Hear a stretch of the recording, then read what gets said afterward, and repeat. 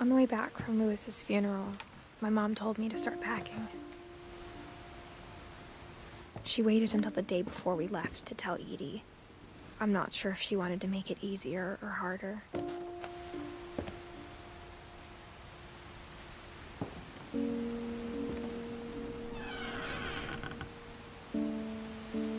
I wish we'd stayed.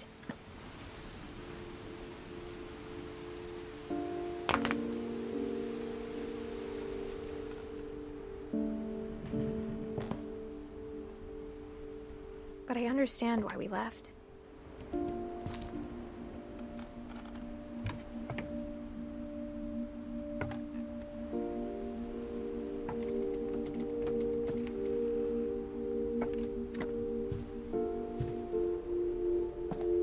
My mom ended up leaving everything behind.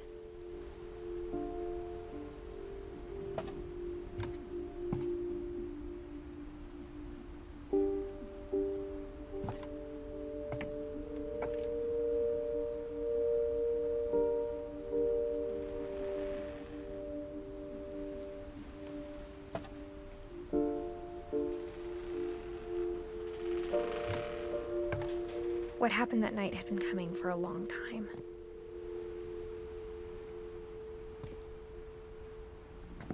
Maybe it should have come sooner.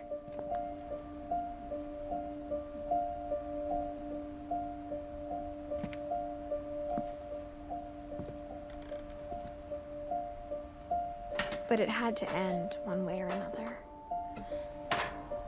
All that's left now is to tell you about that last night.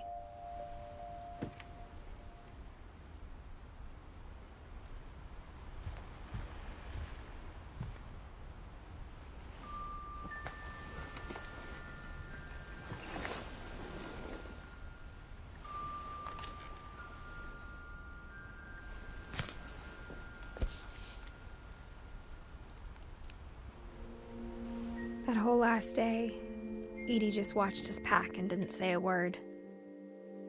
Until supper, when she raised her glass and said, "To our final night together, and all our final nights apart." Grandma, you know what I said about alcohol.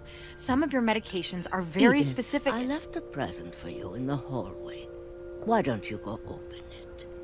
The grown-ups have to argue now. I'm sorry, you're right. We're all leaving tomorrow. Let's just enjoy our last... I'm not leaving. Edith, you're excused.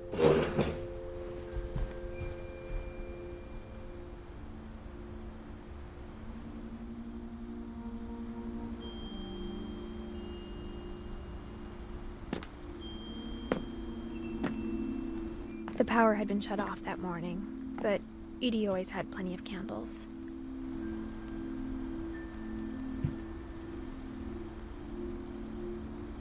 When my mom sealed the library, I don't think she knew about the other entrance. Or that Edie had a key to it.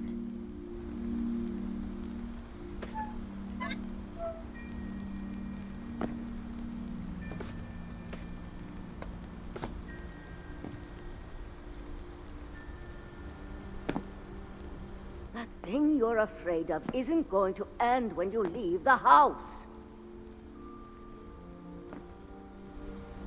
Edith has a right to know these stories.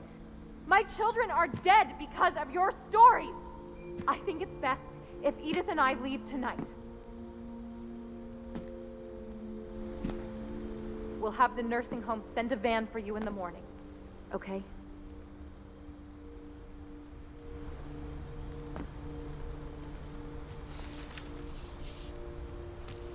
Dear Edith, there's so many stories I wish I could tell you, but there's only time for one. This is about what happened on the night you were born. That night, the tide went way, way out.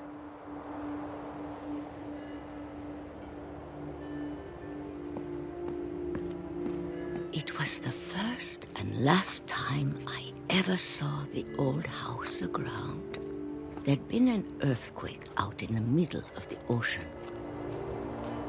They called it the lowest tide in 1,000 years. God, it smelled awful. You know, I've seen that house every day of my life.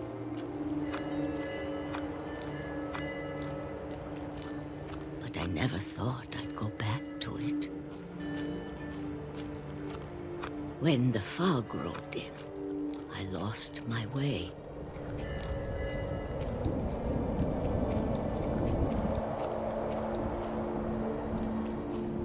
I got turned around.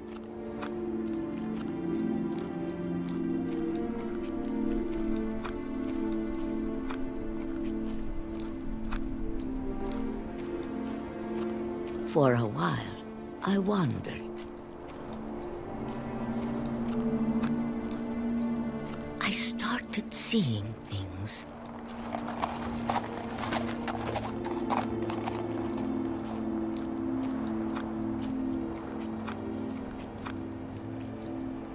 Things I'd forgotten had ever existed.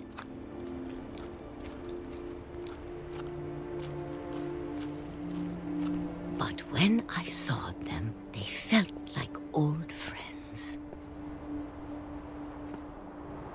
That night, a lot of things came back to me.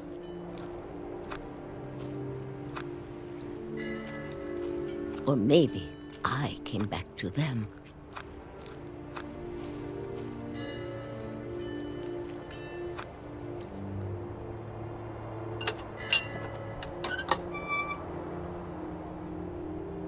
Things I can't explain, but that I need you to try and... Edith, what are you doing in here?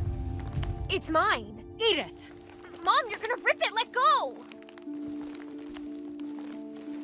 I kicked and screamed, but Mom dragged me to the car.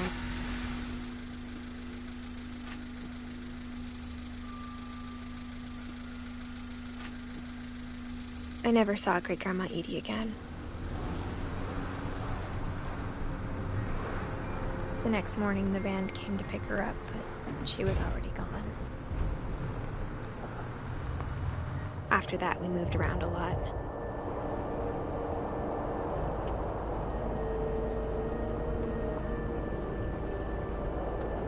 We both tried to make the best of it.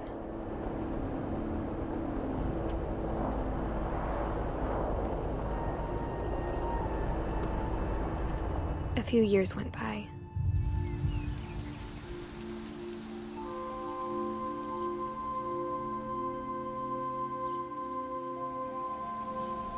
My mom didn't like to talk about it, but she started getting sick a lot. The rest happened pretty quickly.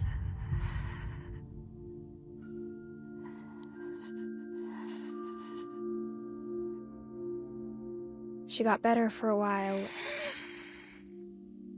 and then she didn't. And then I was alone.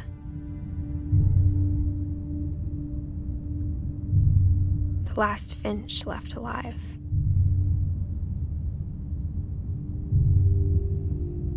Until I found out about you. I'm still not sure what to tell you about all this. If we lived forever, maybe we'd have time to understand things. But as it is, I think the best we can do is try to open our eyes. And appreciate how strange and brief all of this is. This journal was supposed to be for you.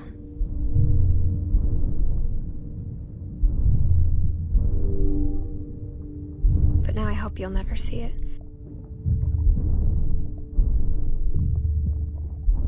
I just want to meet you. And tell you all these stories myself. But I guess if you're reading this now,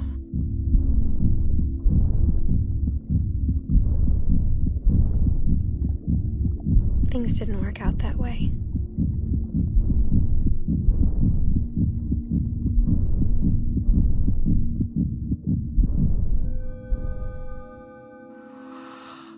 This is where your story begins. I'm sorry I won't be there to see it. It's a lot to ask, but I don't want you to be sad that I'm gone. I want you to be amazed that any of us ever had a chance to be here at all. Good luck.